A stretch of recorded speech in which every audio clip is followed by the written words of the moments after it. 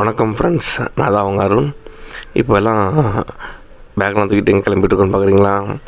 திடீர்னு சடனாக போட்ட பிளான். நானும் நம்ம ஃப்ரெண்ட்ஸ் எல்லாம் சேர்ந்து வால்பாறை போகலாம் அப்படின்னு சொல்லிட்டு நான் யோகேஷ் எல்லாம் ஃப்ரெண்ட்ஸ் எல்லாம் வால்பாறை போகலான்னு சொல்லிட்டு கிளம்பிகிட்ருக்கோம்.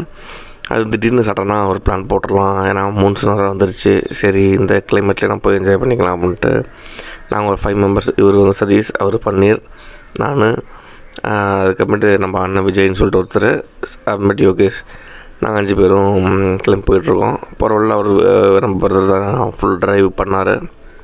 அங்கே போயிட்டு வால்பாறை மேலே வந்து ரொம்ப அன்டைம்லாம் விட மாட்டேன் அப்படின்னு சொல்லிட்டாங்க. அதனால் என்ன பண்ணோம், நாங்கள் இங்கேருந்தே ஃபாஸ்ட்டாக ட்ரைவ் பண்ணிட்டு அந்த டைமிங்குள்ளே போயிட்டு வால்பாறை ஏறிட்டோம்.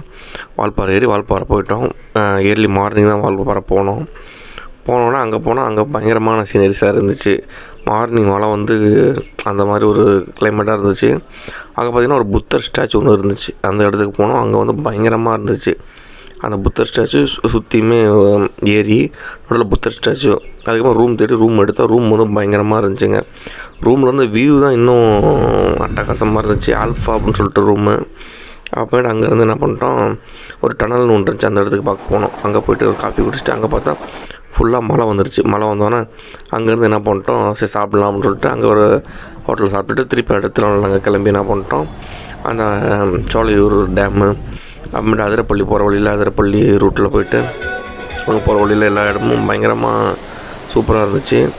அங்கே போகிற வழியில் வந்து நிறைய ஃபால்ஸு அதெல்லாம் இன்னும் ஃபோட்டோஸ்லாம் எடுத்துகிட்டு அதுக்கப்புறமே நாங்கள் என்ன பண்ணோம், அதிரப்பள்ளி இருந்துச்சு. நாங்கள் க்ளோஸ் ஆகிடுச்சு அதிரப்பள்ளி.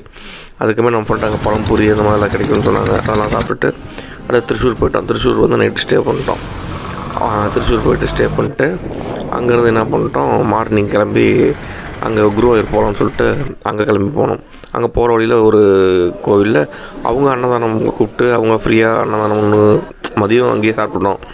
அதுக்கப்புறமேட்டு என்ன பண்ணிட்டோம், அங்கேருந்து ஆனைக்கோட்டைன்னு சொல்லிட்டு ஒரு ஊர். அங்கே போனால் அங்கே ஃபுல்லாக எலிஃபண்ட்ஸு, எங்கே பார்த்தாலும் யானைங்க தான்.